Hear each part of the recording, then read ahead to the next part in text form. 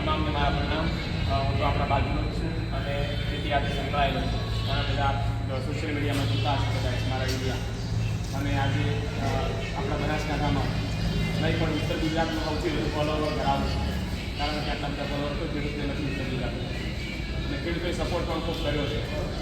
આજે પહેલાં ખેડૂતોથી સેલિબ્રિટી બન્યો, સેલિબ્રિટીથી આજે મારી પોતાની કોમ્યુનિકેશન થઈ છે. એનું હું એમડી છું અને સદારાને પીઓનો ચેરમેન છું. સદારાને પીઓ પણ સારું ટર્નઓવર છે અને બનાસકાંઠામાં સારી કામગીરી એફપીઓની પણ છે અને કેટલી આજે સંકળાયેલ. હવે આ બેન્ચમાં તો કોઈ સલાહ આપવાની જરૂર નથી, કારણ કે માલગાડી બહુ ઓગણીસો ખેડૂતોનો વિસ્તાર કહી શકાય. ખૂબ સારી શાકભાજી પકવે છે, ખૂબ સારા બટાકા પણ પકવે છે અને બધા જ પાકો બહુ સારી રીતે લે છે. અને અમે પણ તમારી પાસે ઘણી બધી પ્રેરણા લઈ ખેતી કરવાનું શીખ્યા છીએ. તમને કોઈ સલાહ નથી આપતા, પણ અમારામાં જે આવે એમાં તમને કહેવું પડે. પહેલાં તો ગુજરાતી વાત આ વિસ્તારમાં ઉત્પાદન બહુ સારું આવે, પણ સાથે જમીનો પણ તમે બગાડી છે. અને જમીનો બગાડી એટલે કે પાડોશી જે કરે ને એ આપણે કરવાનું. પાડોશી બે એરિયા વખત આપણે 3 આપવાનું. આ એકાદીમાં આપણે આપણી જમીન બગાડી. દરેક ખેડૂતને બે હાથની વિનંતી કરું છું કે એરિયા ખાતરને બંધ કરો.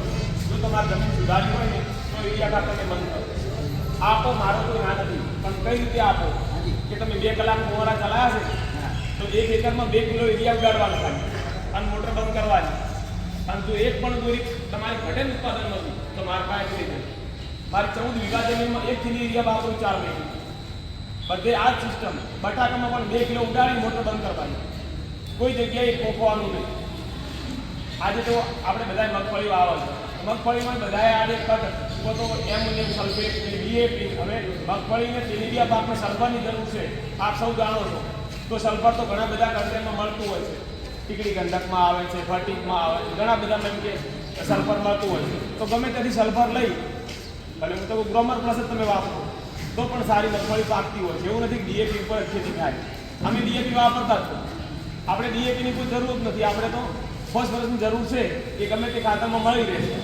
તો એ રીતે ખેતી કરવાની. અને શાકભાજીની ખેતી કરવા જઈએ તો આપણે બધા ખેતી તો વાવતા જ હતા. તમે બધા આંતરપાક કરો છો, પણ હજુ પણ અમે તેટલું માનો છો કે આંતરપાક ફરજિયાત કરો. 2 ઓલનું મલ્ચિંગ લો, 1 જ હોલમાં ટેટી વાવો અને 1 હોલમાં બીજી કોઈ બી તમારે અનુકૂળ આવે, પરિવાર અનુકૂળ આવે શાકભાજીની ખેતી કરો. અમે આ વખતે ભીંડા કર્યા હતા તો સાહેબ ભીંડા આજે 45 રૂપિયા ભીંડા છે અને બીજા મહિનામાં વાયા હતા તો જે ટેટી થઈ છે ને એટલા જ પૈસાના ભીંડા પણ આ થઈ ગયા છે. અને હજુ ભીંડા દિવાળી ચાલે એવું લાગે છે. તરબૂચ ભેગા રીંગણ કર્યા હતા તો રીંગણ, ગુલાબી રીંગણ આજે પણ સારા ભાવ છે. અને જે 32 ટન તરબૂચ થયું છે એમાંથી લોકો 45 ટન રીંગણ થાય દેખાય. તરબૂચ કરતાં 2 ગણું ઉત્પાદન રીંગણે આપ્યું. એટલે આંતરપાક કરો, ગમે તે એકબીજા ખેડૂતની સલાહ લો. હું તો એટલું માનું તમારે હવે પૂનમું જો ભર્યું હોય એ ભરો, 11 જો ભર્યું હોય ને ભરો, પણ અમારા સારા ખેડૂતના ઘેર ભરો. બારી જે ખેડૂતો ખેતી કરે એમને મળી અને સારી ખેતી કરો. એકબીજા ખેડૂતને ડબલા હંતાડવાનું બંધ કરો. એકબીજા ખેડૂતને માહિતી શેર કરો. જો અમે તો મીડિયાના માધ્યમથી દરેકને સલાહ આપવાની ચાલુ કરીશું.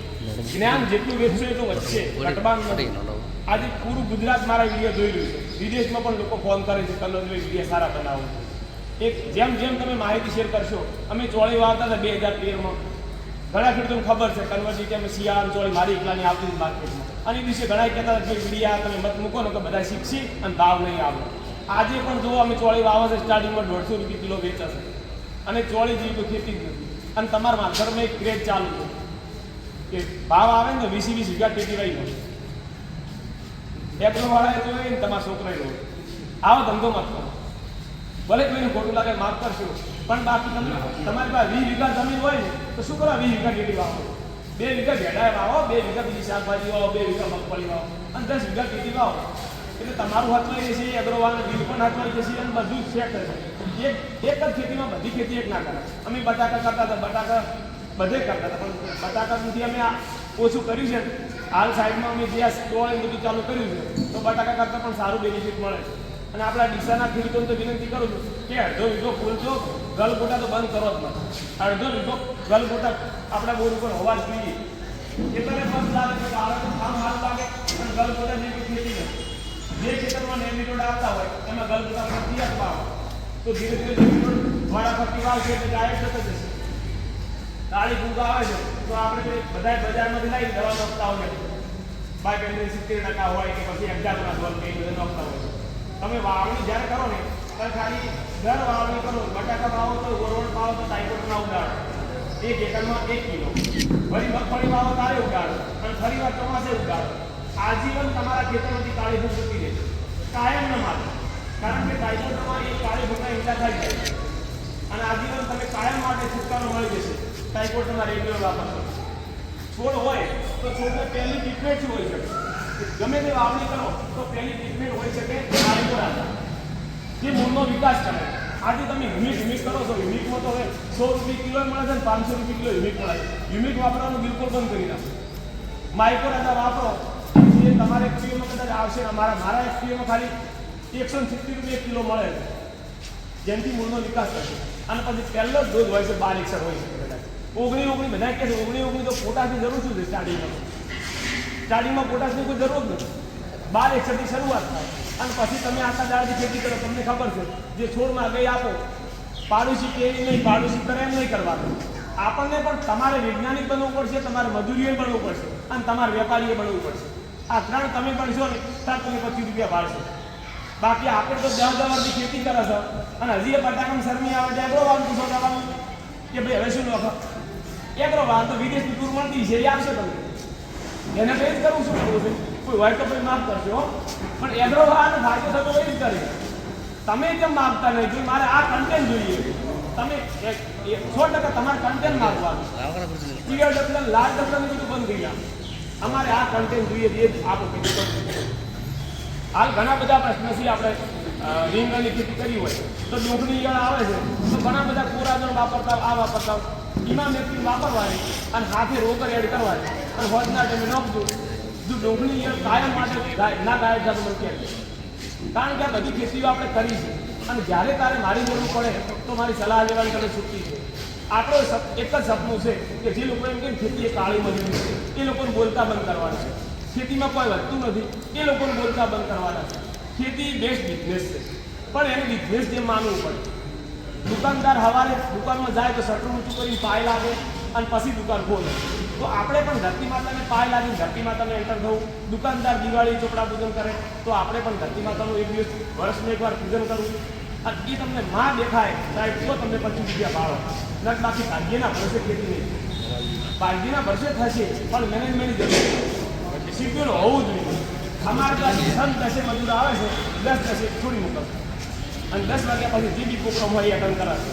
આજ સવારે 7:30 બધું ખેતરમાં આવે, એમને કોઈ પ્રસંગ હતો એટલા માટે. એટલે વહેલા ઉઠી અને જેમ દુકાનદાર ધ્યાન આપે એમ તમે ખેતીમાં ધ્યાન આપો. 1 વીઘો તો શાકભાજી પણ ખાવા જ શીખ્યું. હવે જો આ વખતે ઘણા ખેડૂતો એવા પણ તૈયાર થયા છે જે ખેતીનો પેટ બનાવે છે, મજબૂત બનાવે છે. ડિસેમ્બરમાં રોપા કરીને જાન્યુઆરી વાવણી કરી, ખેતીનું કાચું કટિંગ થાય એ ટાઈમે એ લોકો તરબૂચના રોપા કરે અને એક મલ્ટીમાં ફરી વાર તરબૂચ વાવે.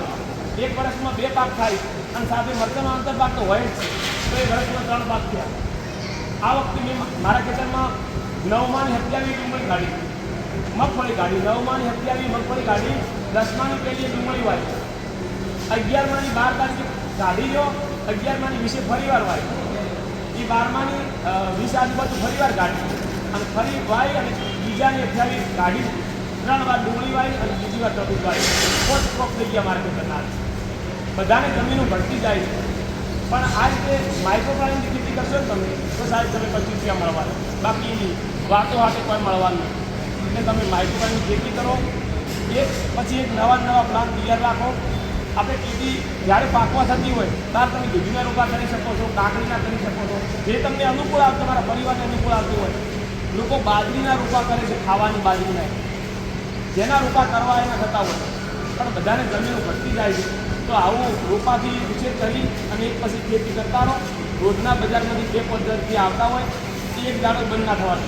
આવું પ્લાનિંગ કરો તો તમે 25 રૂપિયા કમાશો. અને અમે તો એ અમારી ઈચ્છા છે કે બસ દરરોજ બજાર જવાનું અને 2-5 હજાર લેતા આવવાનું. 1 વીઘો તો આવો તૈયાર રાખવાનો. આપણા વિસ્તારમાં નેમી રોડ પણ વધારે છે, તો એના માટે થોડું ધ્યાન આપશું. અને જમીનો ટીડીએ ગંદો થાય છે, એનું કારણ એક જ છે યુરિયા ખાતર અને ટાટા પેનેજા.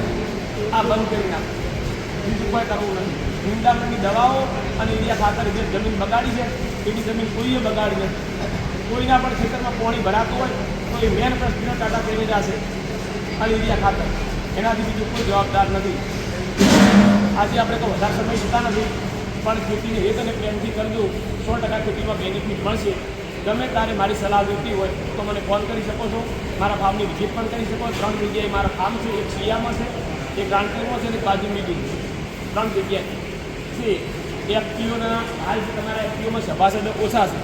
ડિરેક્ટરને બહુ કડવો અનુભવ થયો છે કે આપણે સભાસદ બનાવવા માટે ફરશે ને તો બધાને એવું લાગે છે કે આ તો જમીન લઈ લેશે, ઉતારા માગે અને અમે પાછા 2000 રૂપિયા માગતા. એટલે બહુ કાઢું છે.